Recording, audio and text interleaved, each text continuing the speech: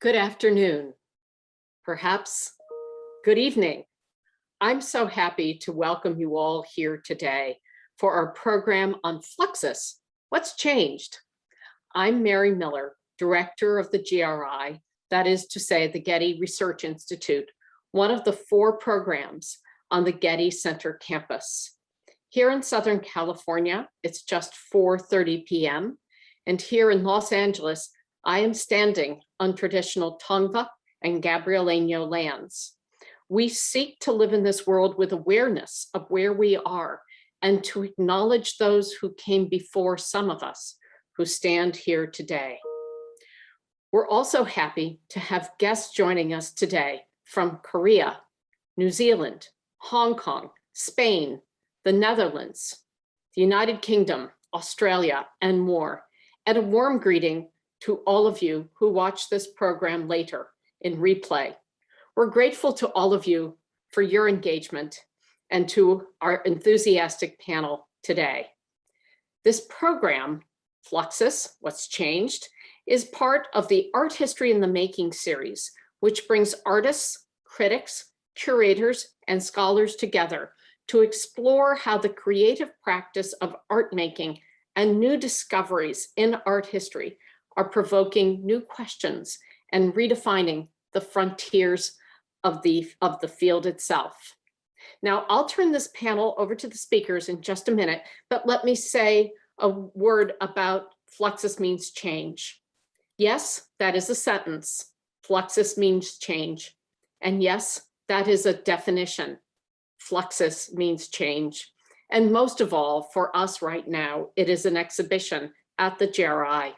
We particularly encourage our California audience to come to the GRI to see the show, and for you in your libraries to acquire the book that accompanies the exhibition.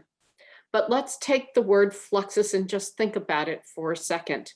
If it is change, then it is ongoing and never ending. And that takes us to the title of today's panel, Fluxus, What Has Changed? Not a sentence, but a question. I turn this over now to Marcia Reed, our chief curator at the GRI and our curator of this exhibition. Thank you, Marcia. Thank you, Mary. And good afternoon, good evening, good morning to Korea. I'm very pleased to introduce this program, which features developing research and scholarship relating to the GRI's current exhibition. The exhibition focuses on the collector Jean Brown, next slide please, and her husband Leonard Brown, and their collections of Dada Surrealism and Fluxus, one of our first comprehensive collections at the GRI.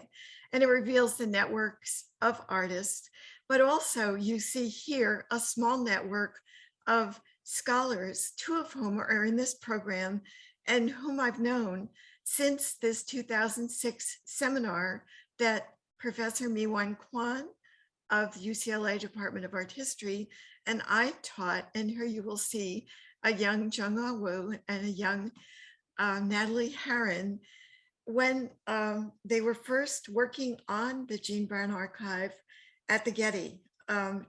We had this wonderful picture from Natilee Harren. Natilee is presently an associate professor of art history at the University of Houston School of Art.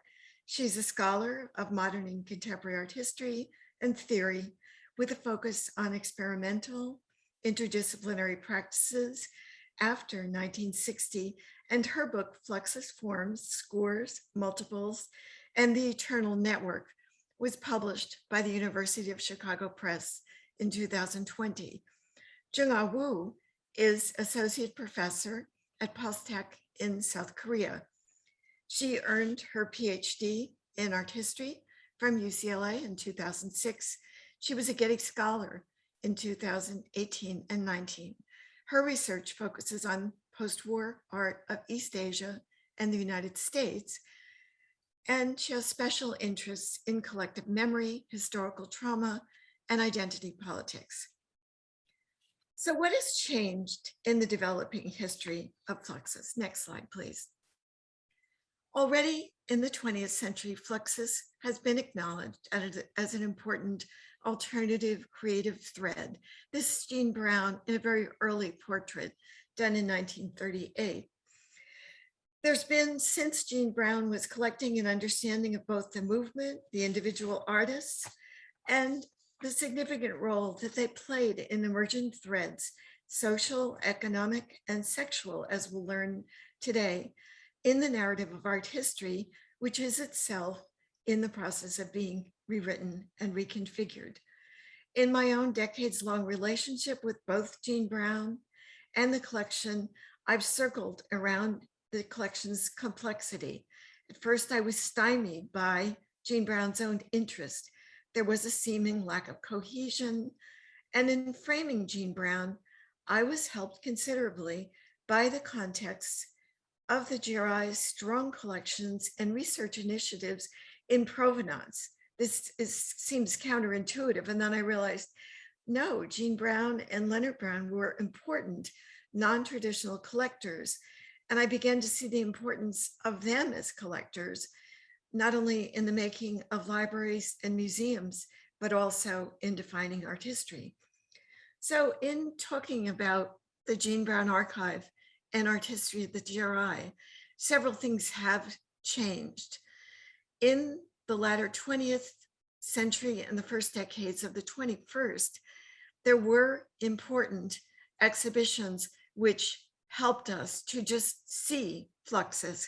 There was Elizabeth Armstrong's and Joan Rothfuss's In the Spirit of Fluxus in '93, Julie Lazar's Roly Holy Over a Circus, John Cage at MoCA in Los Angeles, also in 1993, Jackie Bass's Fluxus, The Essential Qualities of Life at Dartmouth in 2011, as well as monographic studies, Julie Robinson's Heterospective in 2005 on George Brecht, Joan Rothfuss's Topless Cellist on Charlotte Mormon in 2014, Valerie Cassell Oliver's Born in the State of Fluxus on Benjamin Patterson. Well-researched, creatively designed foundational studies, these exhibition catalogs were importantly supplemented by John Hendrick's Encyclopedic Fluxus Codex, which Jean Brown, you'll see it in a later slide, actually kept out at the Shaker Seed House on a table, kind of like a family Bible of Fluxus. So the only thing that was an issue was that these were kind of defined around George Maciunas. The importance of the monographic studies was to see other artists and their careers as important apart from a dependence on George Maciunas and Fluxus per se. So we now have a fuller, comprehensive understanding of the Browns' history of collecting. They were founded by collections on AbX, and their increasing familiarity with contemporary and modern art, which would have been gleaned from MoMA's traveling shows, which went to Springfield, Mass. Next slide. But it was also enriched by their visits to New York City and moving from their acquisition of a significant mother well to his important study on the Dada painters and poets. And this made a bridge for the Browns to Dada and to a collecting of Dada and Surrealism. So in the context, next slide, of the GRI's collections today, we can see the Fluxus collections as closely related to diverse avant-gardes, not just France, not just German avant-gardes, but also to Italian and Russian avant-gardes. And I think it's very interesting to juxtapose an anthology, a George Brecht puzzle box, and then to see Tango with Cows and Sophishi's sort of unpronounceable title of a very early futurist collage work. As well, there was, and next slide, there was the Browns' thinking of the importance of Marcel Duchamp as the Leonardo of the 20th century, as endorsed by Marcel Duchamp himself, with this kind of recasting of the chess players signed in pencil by Duchamp, from Leonardo Duchamp to Leonardo Brown in 1965. It's a really fond dedication, and the exhibition is full of dedications by the artists and the writers to the Browns, recognizing their importance as collectors.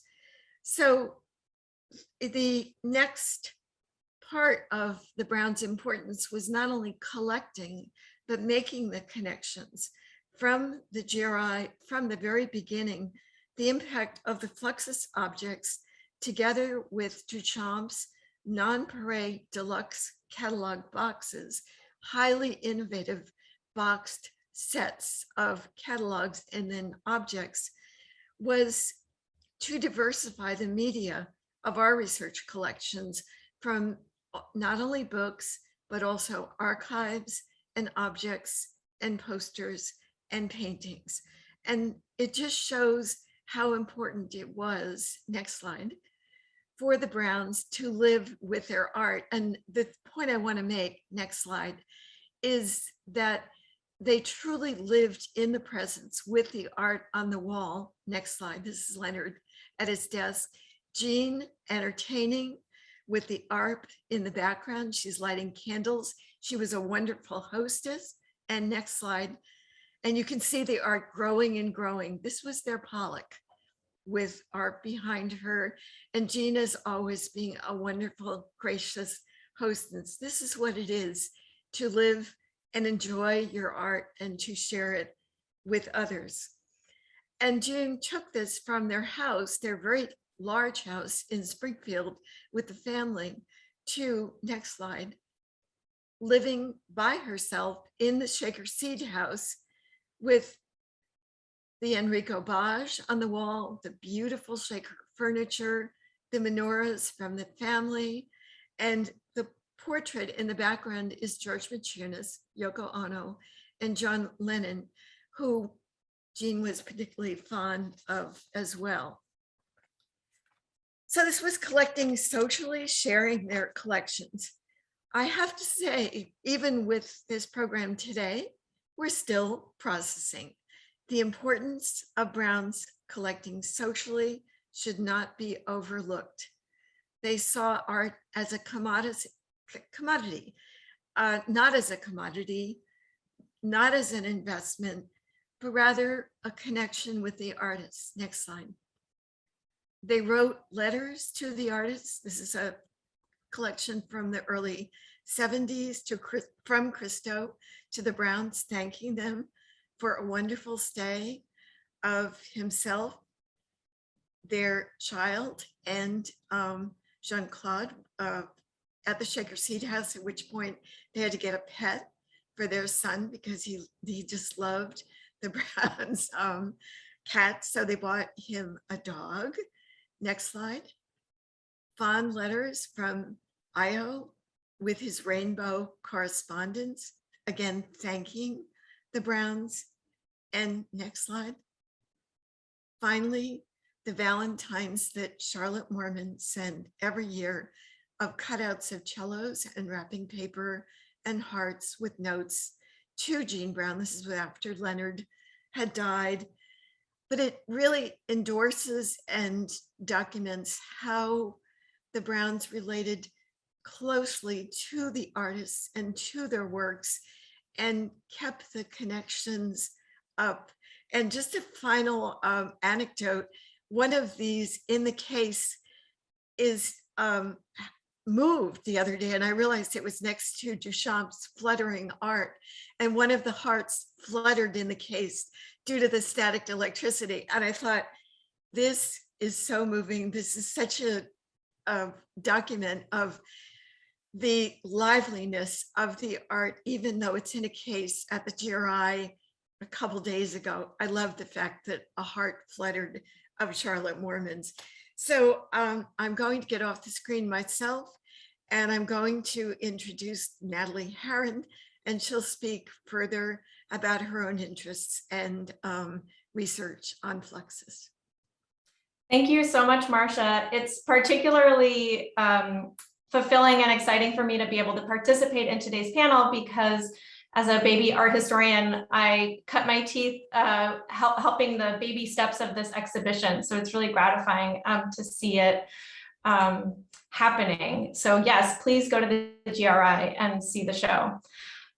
So two artists whose work I'm currently writing about, I'm going to present on, Allison Knowles and Miyako Shiomi. I'm writing about these artists for two Getty-related projects, a compendium on conserving biological art, soon to be released by the Getty Conservation Institute, and also a Born Digital critical anthology of experimental notations that will be published eventually by the GRI.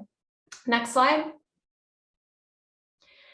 In 1978, the American Fluxus artist Allison Knowles assembled the edition Beanbag among numerous works she has created involving a favorite food material, dried beans.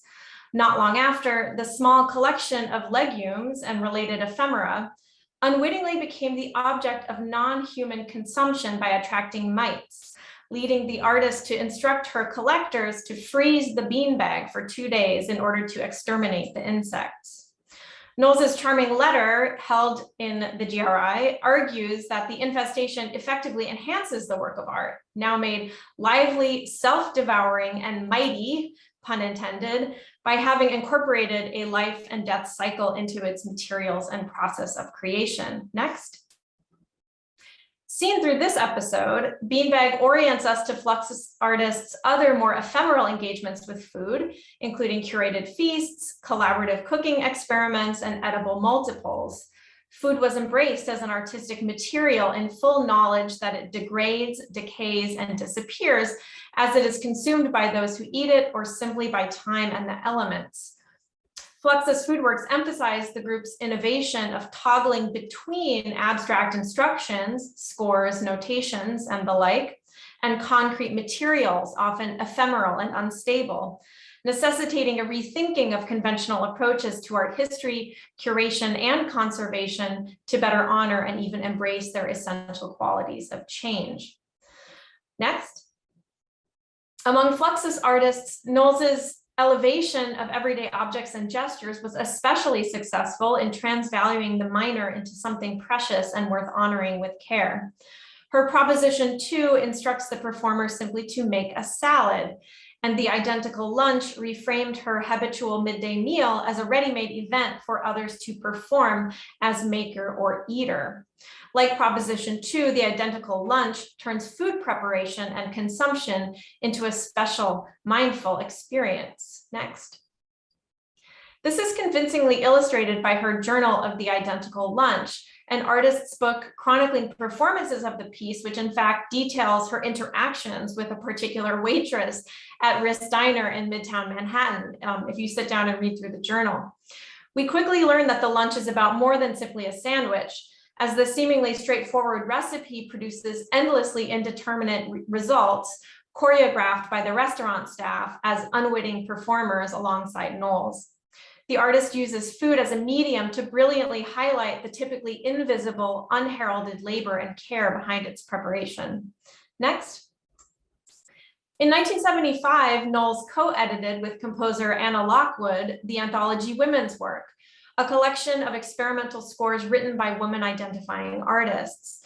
The anthology identified the correlations between experimental music's listener attitude of heightened awareness and ethics of noticing and care, and female labor.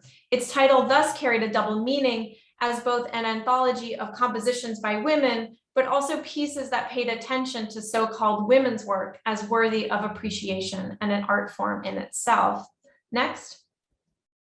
Knowles and Lockwood's project anticipated the trenchant arguments of anthropologist and labor theorist David Graeber, who has said, we need to start by redefining labor itself, maybe. Start with classic women's work, nurturing children, looking after things, as the paradigm for labor itself, and then it will be much harder to be confused about what's really valuable and what isn't. Indeed, in the realm of art, the kinds of participatory collective activities celebrated under the terms of relational aesthetics or social practice may be viewed as simply reframing what has been traditionally considered women's work, long undervalued, while being absolutely essential to the functioning of society, as the pandemic has made clear.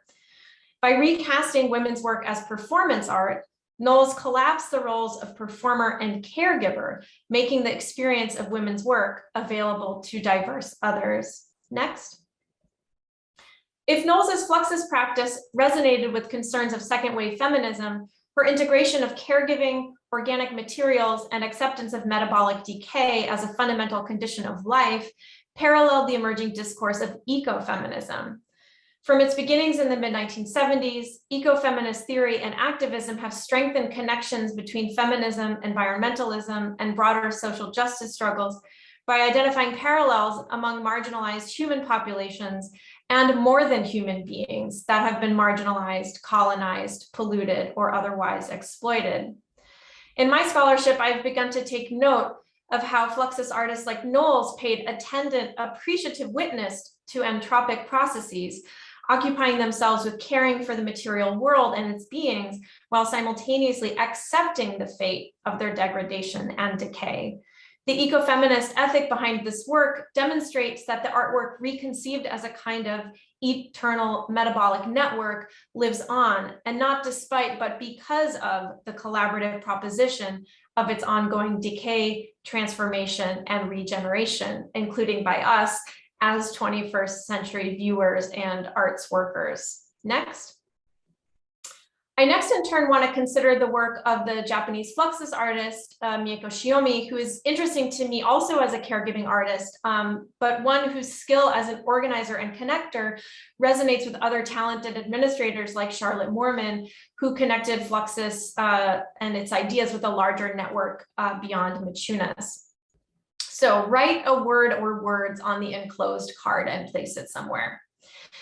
With the simple instructions sent to an international mailing list of over 100 Fluxus affiliates, Miyako Shiomi launched her Spatial Poem project in 1965. Next.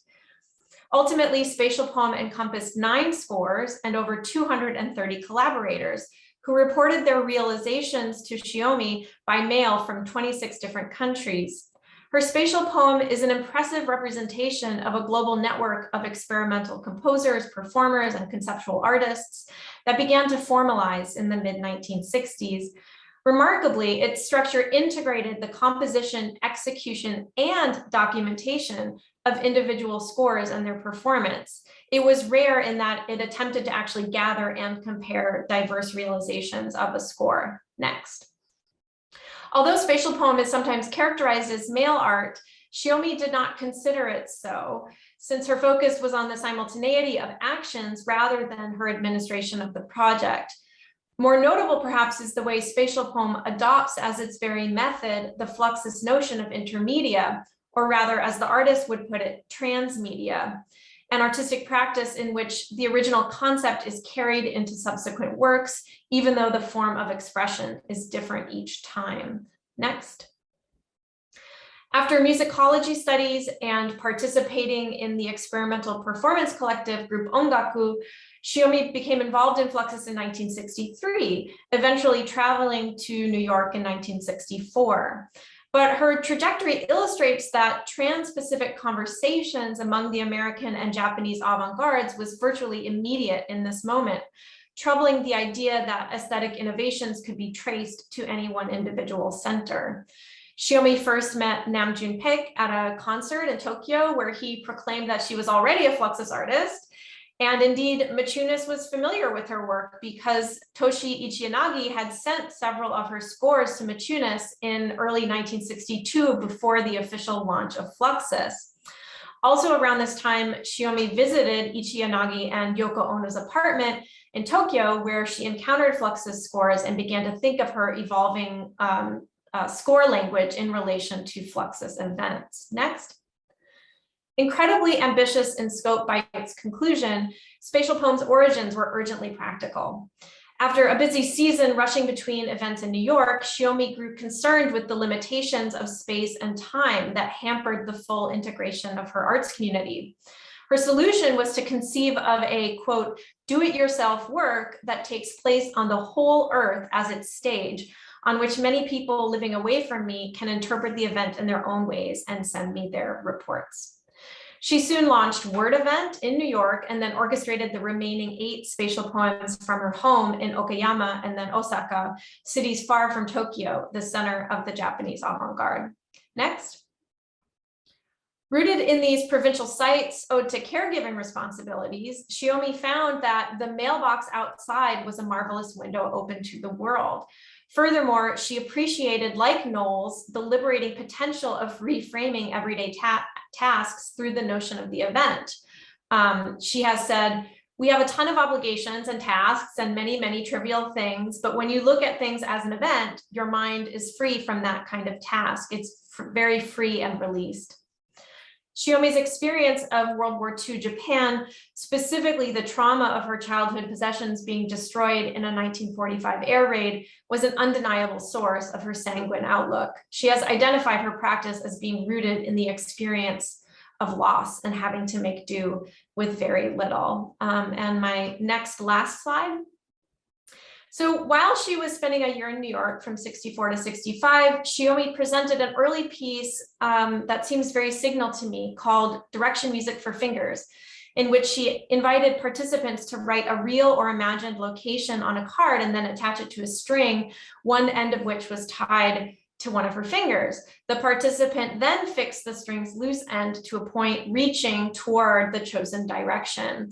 Photographs from the event show Alan Kaprow, the happenings inventor, consulting a map of Manhattan while Shiomi sits at the center of this new provisional spatial network she's creating. Taking up again the notion of direction for one of her subsequent spatial poems, she explained her poetic intent in a letter to Machunas. I meant direction, not only direction on compass. In this poem, it is rather the state of consciousness of the relation between yourself and the outside world. So finally, here is an example of an artist using the generosity of an invitation to make a center from wherever she stands. So I'm happy to now turn it over to my co-panelist, Jung-Ah Woo. Thank you, Natalie. Today, I'm going to talk about the collaboration with the Namjoon Park and Charlotte Mormon. So first slide, please. Can you go to next slide? Thank you. On October 6, 1960, in Mary Bauermeister's studio in Cologne, Germany, during his performance at Treat for Pianoforte, Namjoon Park grabbed a pair of long scissors, jumped off the stage, and cut off the necktie of John Cage. To Karl-Heinz Stockhausen, who was stunned and tried to edge away from Namjoon, Pat shouted, "Not for you." Pat poured a bottle of shampoo over the heads of Cage and David Tudor and leathered it. When Cage recalled the moment, he said, "It is hard to describe why his performances are so terrifying." Referring to Park's aggression toward Cage, especially his cutting of the necktie, some commentators mentioned castration anxiety and Oedipus complex, as used by Sigmund Freud in his theory of psychosexual development to describe a child's anger and competition toward his or her same-sex parent. In case of boys, according to Freud, the Oedipal complex is repressed through what he called castration anxiety, or a fear of emasculation, that his father will castrate him as a punishment for desiring his mother. Next, please. For Bach, Cage was indeed a father figure whose lecture at the Summer School for New Music in Darmstadt in 1958 completely transformed Bach into a cultural terrorist, as Alan Kaprow once described him. In 1972, when Bach had established himself as the founder of video art, he stated that "My life began one evening in August 1958 in Darmstadt." 1957 was 1 BC, which is before Cage. However, given that the patriarchal hierarchy of gender relations and the family romance of heterosexuality are embedded in Freudian theory, Bach killed a wrong father in the sense that Cage was openly gay. So in this research, I focus on the discourse and performance of sexuality by Bach that incorporate the somatic nature of the artist's body and the political representation of national and racial identity. So Bach always said, why in the music there is no sex? So within Fluxus, Pax wedged open a doubly articulated cultural space, the space of heterosexual male from a highly patriarchal society of Korea, and the space of ethnic other as an Asian in the Western world. His long-term collaboration with Charlotte Mormon was actually infuriated George Matsunas enough to expel Pax from Fluxus, though not permanently, and even complicated the conventional perceptions of gender hierarchy and the binary of the East and the West. So next please. According to Mary Bauermeister, Cage's necktie at that performance was a gift from Daisuke Suzuki, the revered Zen scholar from Japan, and Pax was not unaware of it. Cage's ambition for direct experience and the purging of the author's selfhood came from his lifelong interest in Zen Buddhism and the teachings of Suzuki. Cage's chance-oriented composition was of great import as the myth of art being an anxiety-stricken artist-affected expression of his masculine ego was still predominant in the circle of abstract expressionism. Next, please. The variations of George Brecht music by Pax and Thomas Schmidt, however, reveal that Pax's rather flamboyant performance was absolutely unique within Fluxus and the Zen aesthetics. Schmidt's tedious round of pouring water from one vessel to the next registered the withdrawal of body and the absence of ego. For Pax Fluxus champion contest, on the contrary, Pax had male performers urinate into a bucket while singing his country's national anthem, and then determine the winner by who could piss the longest.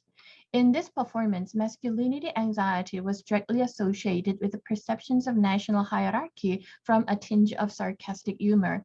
In much of the 20th century popular discourse, masculinity is attributed to white middle-class, early middle-aged heterosexual men, while Asian men are portrayed as asexual and or feminine, and Asian women are hyper-feminized.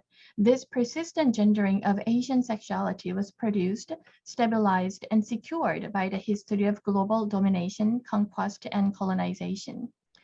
So given the simultaneous operation of ethnicity, gender, and class in the body, Pax's performance of sexuality is necessarily tied to his personal history. Next, please. Next slide, please. Pax was born into one of the wealthiest families in Korea, which was Joseon at the time, the colony of Imperial Japan. So his sisters got piano lessons at home, which was not allowed for Namjoon because his father believed that playing music is a girly chore. As an intelligent, super rich, and paradoxically second-rate citizen, Pax became fascinated with Marxism, especially after he eyewitnessed the Japan's military mobilization toward the Pacific War. After Korea's liberation, which is Japan's defeat in 1945, Korean peninsula was divided by North and South, and it became the ideological battleground until the Korean War broke out in 1950. Pax family fled from Korea, first to Hong Kong and then later to Japan. On the train for refugee in the middle of massive bombing, Pax was utterly confused where he belonged to. Pax later recollected that that moment was his moment of enlightenment. He determined to belong nowhere. So when Matsunas became furious about Pax's participation with the Mormons' avant-garde festival, Matsunas even called the Pax traitor and double agent. And then Pax replied, "Please erase my name from Fluxus." So next slide, please. So in Fluxus, Pax was the only one who openly criticized Suzuki because Suzuki's Zen Buddhism in post-war America. Can you please open up animate the text box, please? Yes, thank you. So Pax believes that Suzuki's Zen Buddhism in post-war America mystified Asia and essentialized Far Eastern people. For Pax, is Zen, that kind of Zen is dangerously cultural form of nationalism, if not jingoism. So here in this, Fluxus newspaper, Pax called the Suzuki salesman of our culture and cultural patriotism as harmful. So next slide, please. So Charlotte Mormon made possible the long frustrated ambition of Pax to bring sex music to music. In addition to his fascination with sensual, frequently messy and visceral extravaganza, Their performances equally originated in a rejection of conventional perceptions of sexuality and to subversion of gender roles. Mormon and Pax intervened with each other's bodies from a position of pure consciousness, so before their bodies are racialized and gendered. Next, please. Mormon was well known as topless cellist, but Pax was also a topless cello played by Mormon. Can you please go to the next?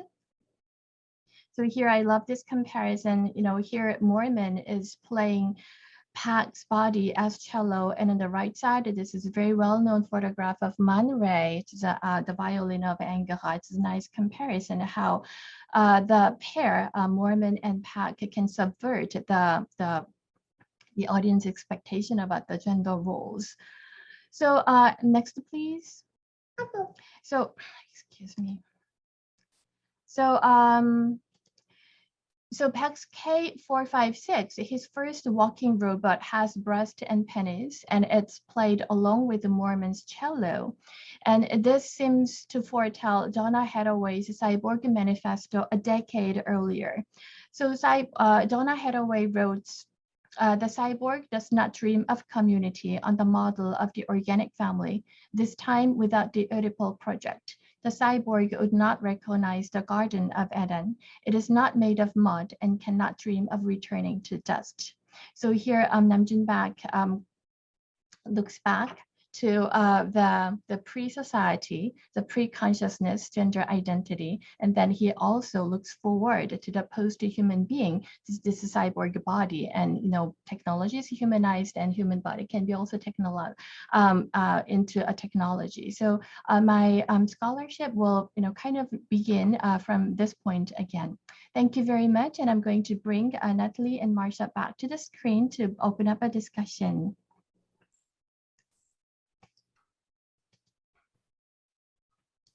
So also, I'm going to be watching the chat as we're chatting, and I hope that you can put your questions in, comments in, because we'd like to hear from the audience as well.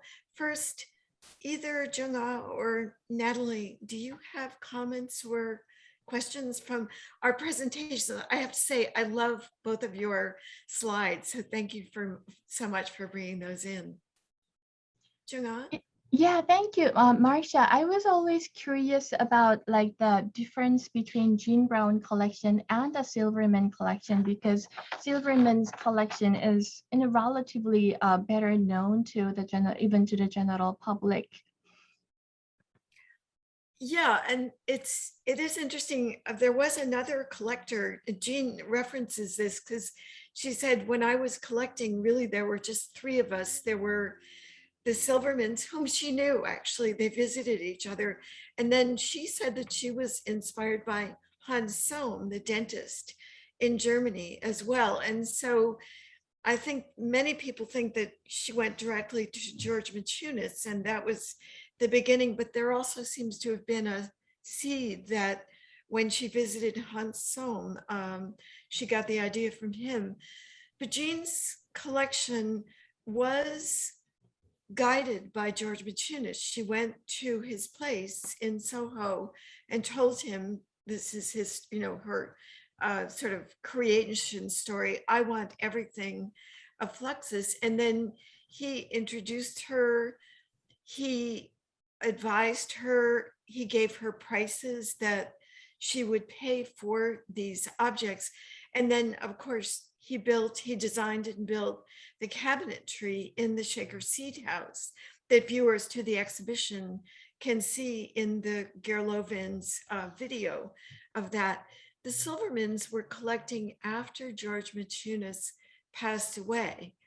And so that's a big difference. They were guided by John Hendricks, and their collecting was much more acquisitive in a way. They didn't just want one copy of the object. In many cases, they were bringing together many copies.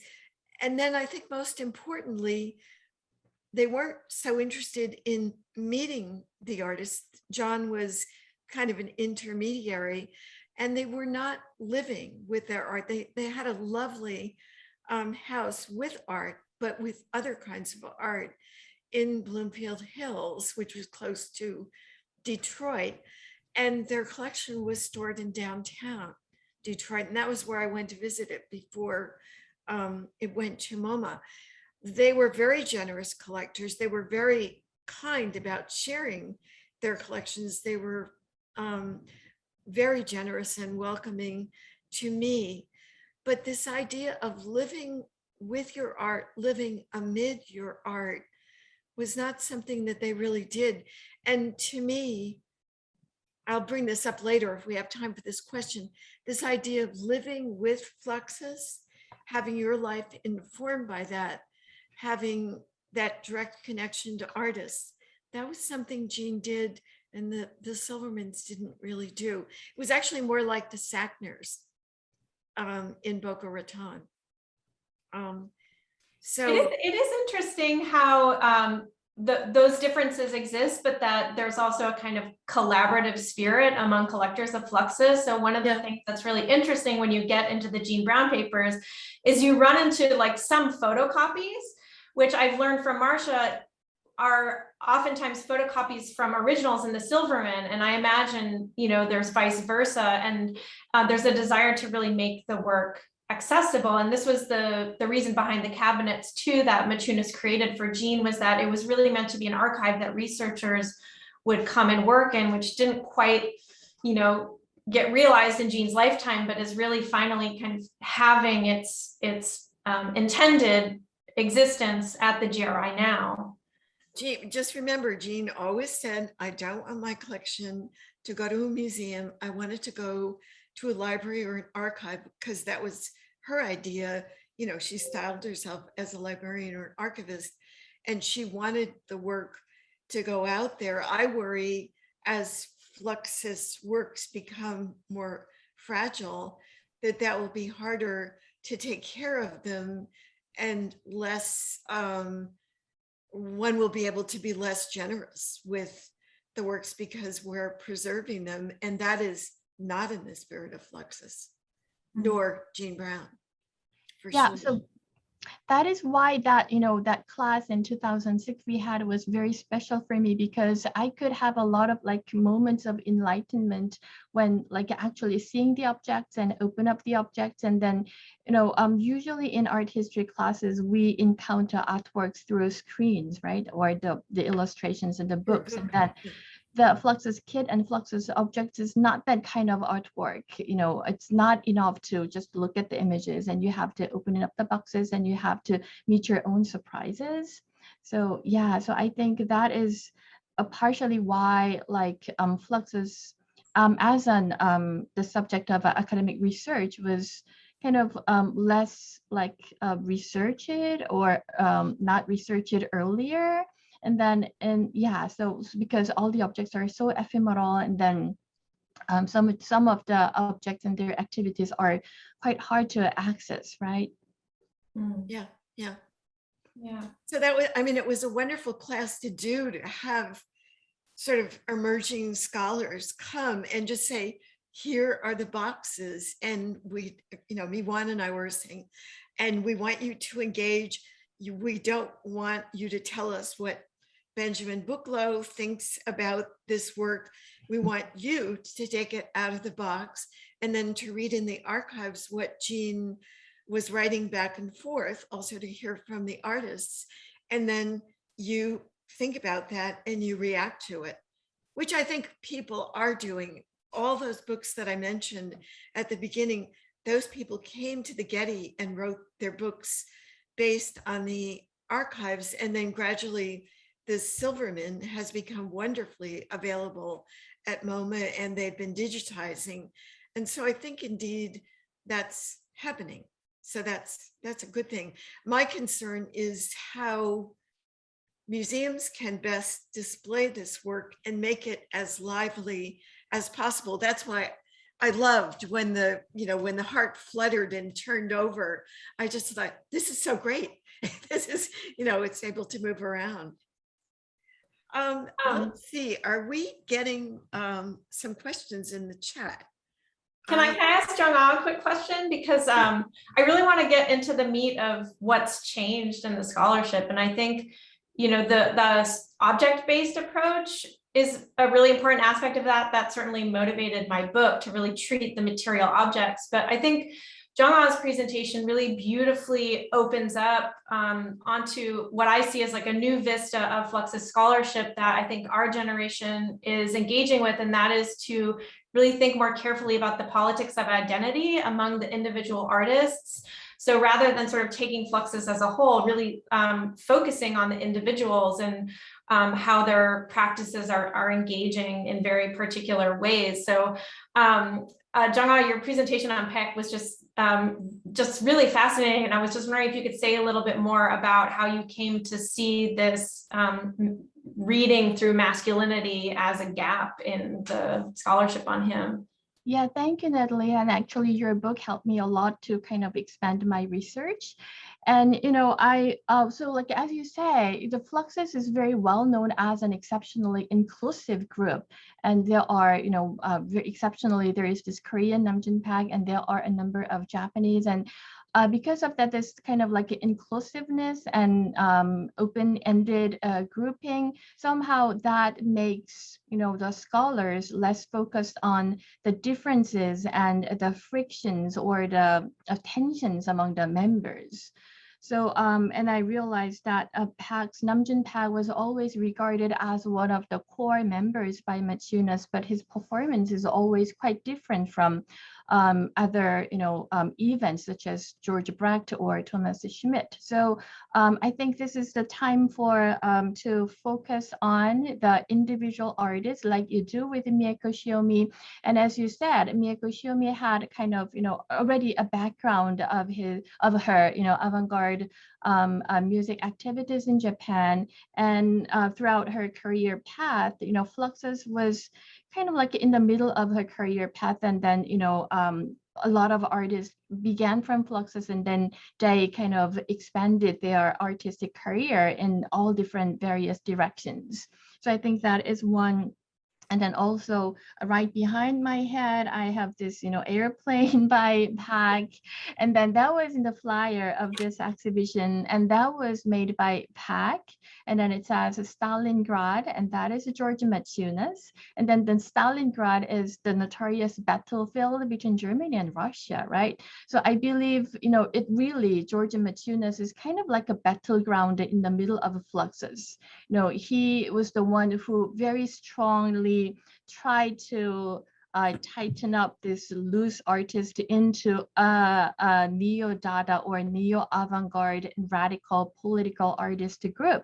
But somehow, because of the diversity of the artist influxes, that kind of like failed, I think, right? And then it brought up a lot of like struggles and tensions. And I think that struggles and tensions make Fluxus changes, and that makes Fluxus meaningful, because we can actually see what kind of struggles and what kind of identity issues were kind of in the Fluxus.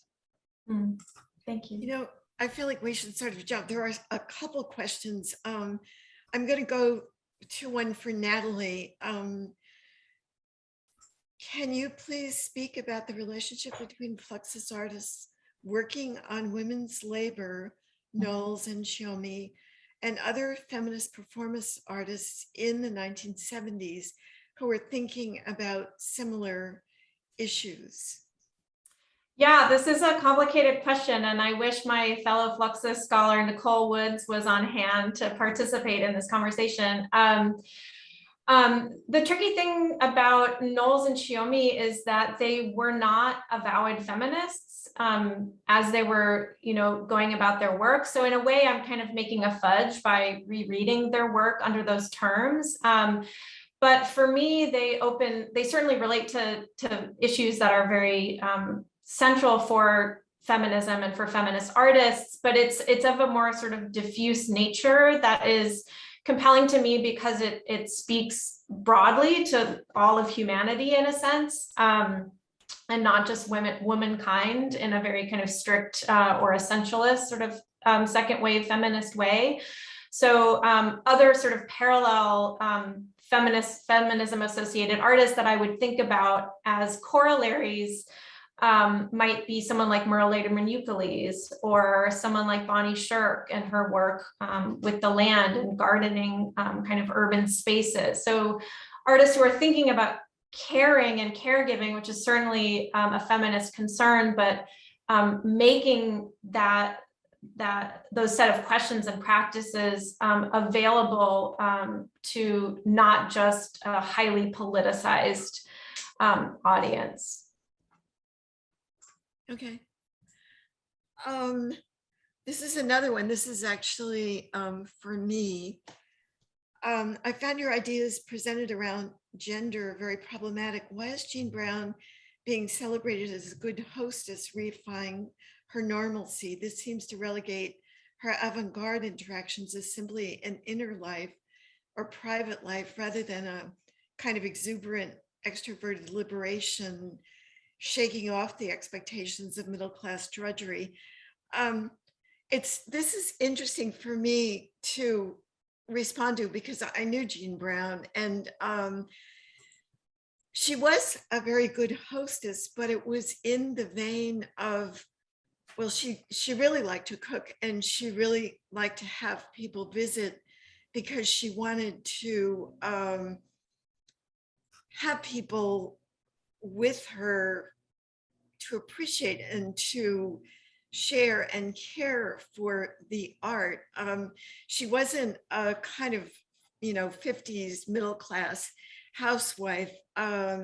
She was always her own person. I never had the sense that she was in any way involved with middle-class drudgery or things like that. She had an extremely strong personality and never hesitated to express herself. So I think it's hard to maybe see her in the way that I knew her. But I think what was interesting was she did very much care for George Matunis when he was ill. And then I could see her being very sensitive to artists. She always wanted to pay artists and to never privilege certain artists over each other. She thought that people whose names weren't known at all were as important as, say, Marcel Duchamp or George Matunis. She was extremely democratic, and she and her husband were involved in political benefits and things like that in Springfield. So I would never have meant to sort of present her in a Leave It to Beaver way or something like that, because it just wasn't who she was. But the person who's asking this question is around, and so I think it would be great to talk some more about Jean to her. But that is exactly not the way I would have presented her. Can I just jump in and make an observation, actually, Sure. Marcia, about your presentation, which for some reason the data point went out of my brain that Jean Brown was born in 1911, and of course Cage is born in 1912, and it really strikes me that it was radical that she was collecting what she was collecting, but on the other hand, like, these were the artists of her very same generation, so it sort of makes sense for her to be kind of magnetized to this work. She was very conscious of the fact that she and Cage were almost parallel, and she was sad when he passed away. And then, of course, she did very soon, but she was very, very conscious of that in her interactions, and she was thrilled. And a number of us gave her copies of the Roly Holy Over box because we knew about that. And so she had this personal parallel attachment to both of their life, spans in that way.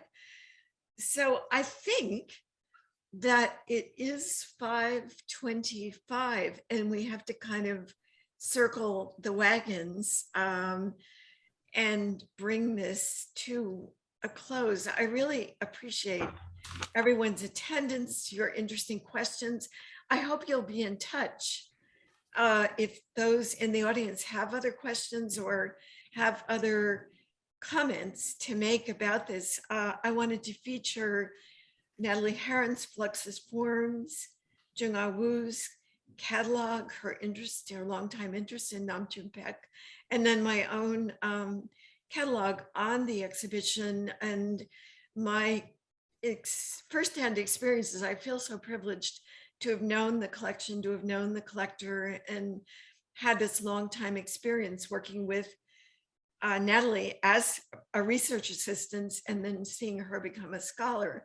And then next slide, there is a volume coming out from the GCI's symposium in Mexico City on the very difficult and sensitive conservation questions and challenges of Fluxus and contemporary art made from living matter. It was a wonderful symposium that was organized, and there's going to be an e-publication coming out next spring.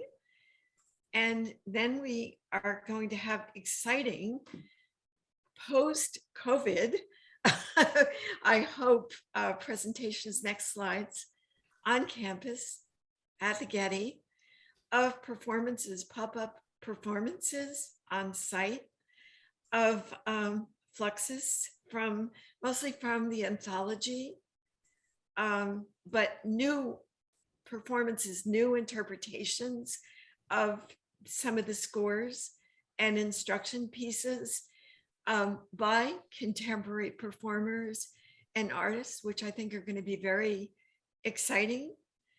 And so finally, just to say to everyone, here's some other programs coming out of the GRI and the Getty. And thank you all so very much for joining us this afternoon and this morning for people coming in from Korea as well. Thank you, Natalie. Thank you, Jung-Ah, and also thank you to Speak Answer for helping us with this performance. So good evening, good night, and good morning to everyone. Thank you.